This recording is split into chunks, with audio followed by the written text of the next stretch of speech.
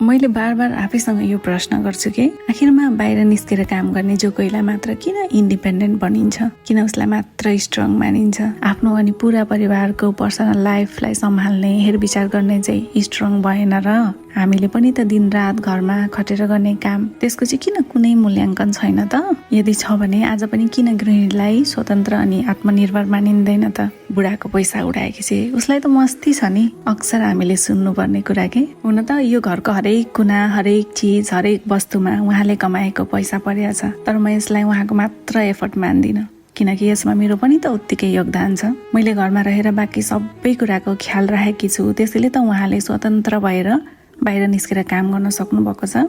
बिहान सबैभन्दा चाँडो उठेर भगवानलाई धन्यवाद गर्छु। कसलाई के मनपर्छ, कसलाई के चाहिन्छ, आज को आउँछ, कहाँ जानु छ, आफ्ना आफन्त, निम्तो, चुलो, मैले सकेसम्म हरेक चिज घरमै बनाएर खुवाउँछु। सबैको स्वास्थ्यको ध्यान राखेर पकाउँछु। त्यसैले उहाँ हेल्दी हुनुहुन्छ, एक्टिभ हुनुहुन्छ। यो मेरो कमाइ हो।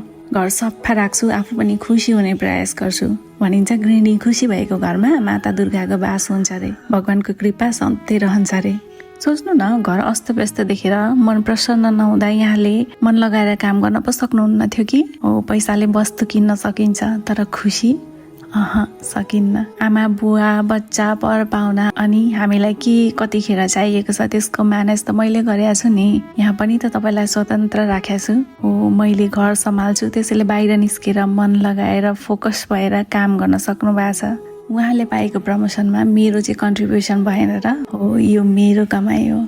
पैसाले घरका पर्खालहरू बनिन्छन्, तर त्यहाँ परिवार बसाउन गृहिणीको सबैभन्दा ठुलो भूमिका रहन्छ। हो, यो मैले कमाएको कमाइ हो। मैले दिनरात घरमा खटेर आफ्नो ड्युटी सम्झेर पुरै लगनशीलताको साथ गर्ने कामको मूल्य एकचोटि क्याल्कुलेट गर्नुहोस् त, तपाईँको क्याल्कुलेटरमा आएको अमाउन्ट हो। यो मेरो कमाइ हो। सोच्नु न, बाहिर निस्केर पैसा कमाउने मान्छे पनि घरमा आएर खाना मागेर खान्छ नि है। यहाँ त ऊ पनि अरूप्रति आश्रित भयो नि होइन।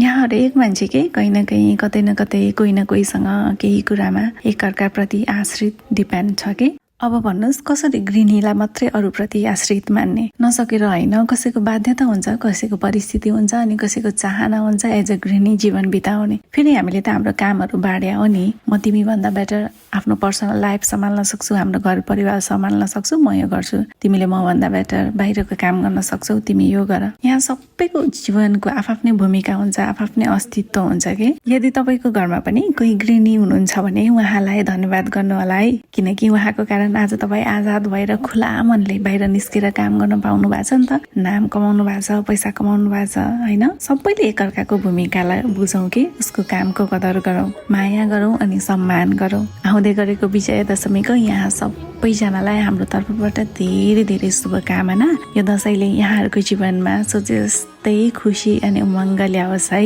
ह्यापी दशैं।